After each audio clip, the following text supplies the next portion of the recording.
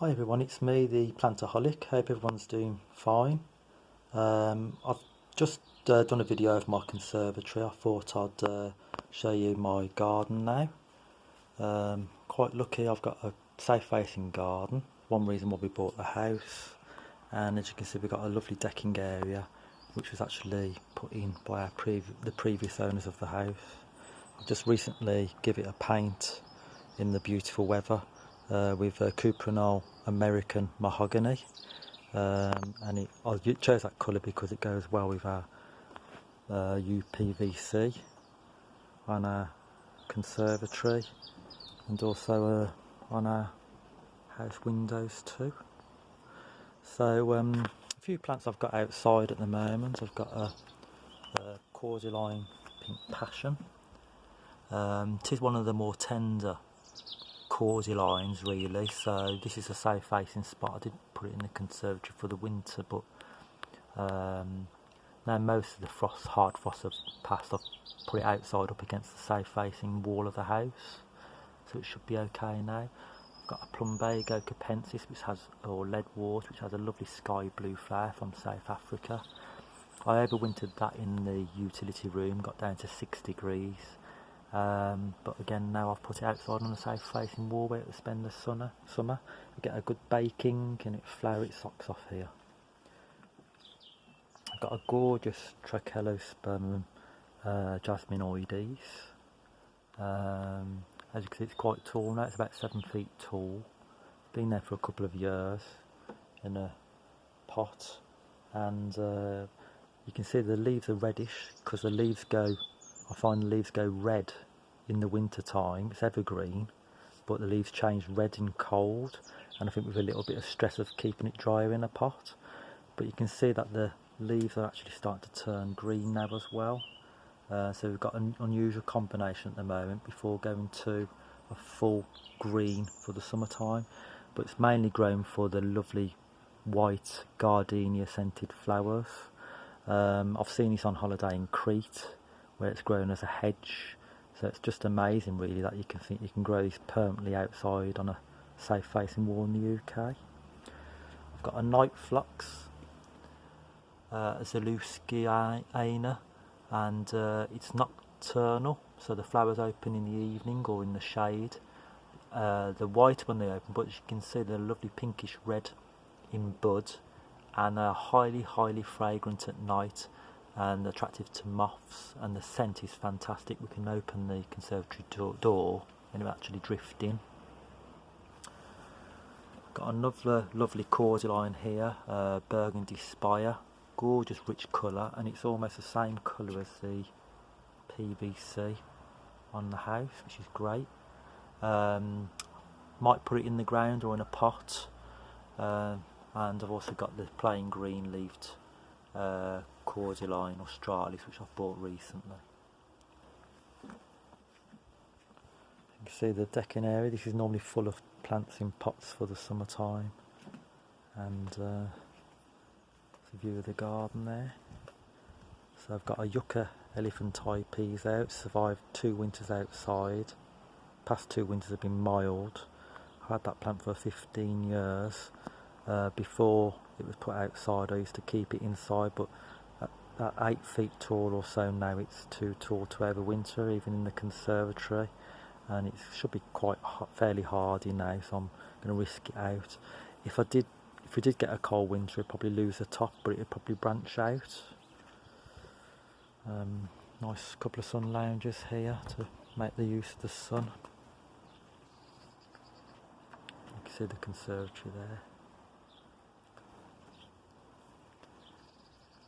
I've got some lovely euphorbias in flower at the moment. I've tried growing them in the ground and they died off after flowering, and they just self-sowed in this gravel. It's Euphorbia wolfenii. Gorgeous lime green flowers, and they look superb next to red flowering things such as red flowering tulips. I've got a nice variegated yucca there, and quite a rare palm, a Butia, a feather palm, Butia erythrospatha. I've had it for many years. It was always in a pot and it got stunted, but now I've planted it permanently in the ground, so it's spent the last nearly 5 years that I've been in this house in the outside. In the past 2 years it's in the ground. I'm hoping it's got its roots down now and it will grow quite quickly for me now. I've got a lovely red hot poker there, which obviously is a hardy plant and stays out all year. I've recently mulched all of my beds with homemade garden compost, so kitchen scraps and also the garden rubbish. I've just mulched all of my beds. Got a Chamaerops palm, Chamaerops volcano, which I got from Abbotsbury on holiday in Dorset.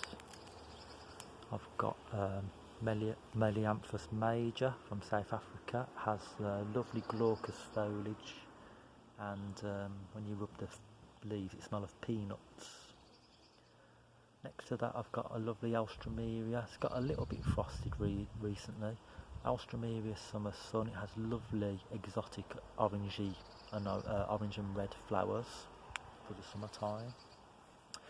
Another favourite of mine is Persicaria Red Dragon. Unfortunately it's frosted recently, but you can see it's got the lovely reddish purple leaves. I actually got this from Will Giles, the famous exoticist who unfortunately passed away in September 2015. I was lucky enough to meet him in his fantastic garden in Norwich in 2010, and I'll never forget that day. Got a lovely acacia there, Acacia dealbata. As you can see it's 10 feet tall and it has flowers in January, February time, bright yellow mimosa flowers. But the foliage alone is beautiful, very exotic looking, very fine leaf, gorgeous thing. Got a Eucalyptus gunnii here, which I'm going to keep coppiced. The fantastic evergreens, as long as you don't let them grow too tall, they will grow many metres high in the UK. But just for the foliage, it's absolutely gorgeous, the blues and purple tones. And like I say, if I just keep pruning that, it will keep it small.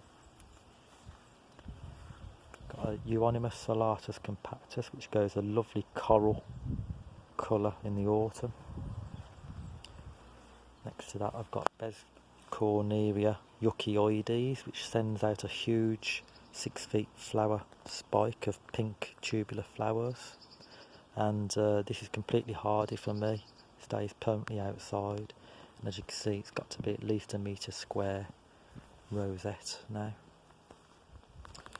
Got a fantastic Trachycarpus wagnerianus palm. It's probably one of the best palms to grow in the UK. It's closely related to Fortunii. In fact, some people say it is a type of Trachycarpus fortunii, but this is more wind resistant with the smaller rigid leaves, very wind resistant. Gorgeous thing, and I got this from Pan Global a couple of years ago with my birthday money. So obviously that stays out permanently outside. It's been planted there for 2 years now. I've got a cordyline here. It's supposed to be indivisive, but I don't think it is. But it's still a nice thing anyway. And here is Stipa tenuissima, which is a grass which is completely hardy. Got plenty of alliums here. Those will be out in the next few weeks. Allium purple sensation. And here I've got Cercis forest pansy here, and as you can see, the leaves, the reddish purple leaves, are just starting to break out the stems now. Beautiful thing. Some beaded iris. I love beaded iris. I get a good baking there. These are bright blue flowers, but unfortunately I lost the name. Got a Stipa gigantea there. Got that a few years ago as a tiny plant, but it's fantastic grass, maintenance free pretty much, and has a 6 to 8 feet flower spike come up in June, and I'll leave that until February before cutting them down. Fantastic plant for anybody to grow who has a bit of sun. Got a Schefflera Taiwaniana there, one of the hardy Scheffleras. I've had that for just a couple of years, but he's doing really well. It's got lovely exotic leaves with the red petiole stems there, and you can see it's got a lovely growth bud there, ready to start growing for this year. Looks like it's going to grow quite a lot this year. Got an aspidistra there. A lot of people don't realise you can grow aspidistras outside in the UK permanently. Sometimes you can lose some of the leaves during the winter months. You can see these have been frosted recently, but it's not a problem. They'll soon grow some new ones from the base. I've got an Iris Confusa Martin Ricks there, and again that's been touched by the frost, but not worried about that. It's a bamboo iris. It's got bamboo-like stems, and that will flower in June with blue flowers. I've got Fatsia polycarpa green fingers. Obviously Fatsia japonica is the most common one, but this one's something a little bit different. I've had that just since last year or the year before. And I've got a baby T-Rex there, Tetrapanax papyrifera rex, which I've only had a couple of years, so it's doing already quite well. And a baby Trachycarpus fortunei, which I got from a friend. I recently planted the chocolate vine, or Akebia quinata. I planted it 2 days ago, and I just put some pruned sycamore stems which are dead into the ground to give it some support. Got a nice Acer orange dream, which was given to me by my partner's father last year, which was a lovely present, so I'm going to plant that soon. You can see I've got some carnivorous plants which I grow outside permanently. These are hardy. The Sarracenias are from North America, and they can tolerate temperatures down to -20, some even lower than that. And you can see that the flower spikes are starting to come up in the centre. So they normally flower April, sometimes May. And yesterday morning we did have a frost here, and they were sitting in a bowl of ice, but I don't mind that at all. I put up with that, and of course they catch a lot of flies for me during the summertime.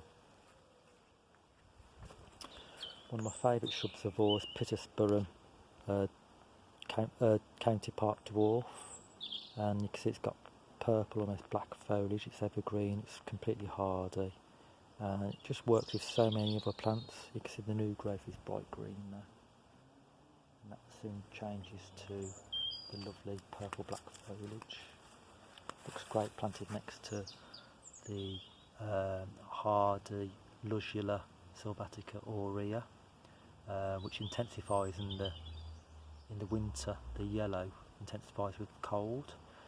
The straight version, Lugula sylvatica, is called eaglegrass in Scotland, where it's a native, because the eagles, the golden eagles, use the grass to line their nests with. Got a fantastic skimmia there. It's been in full bloom for weeks now. The scent has been absolutely incredible. The pollinators have loved it. It's just starting to go over now. The first petals are falling. Got a Pyrrhus forest flame there. Unfortunately, some of the growth was frosted, as you can see, last week, but there's still plenty of new coral pink growth there, which is beautiful. Got Mahonia lamarifolia there, one of my favourite Mahonias. They're so tough, they can tolerate dry shade, highly scented flowers around Christmas and New Year, bright yellow, and then you've got the grape-like fruits. In fact, Mahonias are commonly called the Oregon grape. They're from Oregon and California in the wild. Rare shrub here, ThePlantaholic floribunda. Has lovely shell pink flowers that are much loved by bees. I've got a nice Osmanthus delavayi, had smothered in white flowers last week and the week before, just starting to grow over now, much loved by bees. And the perennial honesty, which is highly scented too, absolutely gorgeous thing, Lunaria Biennis, I think it is.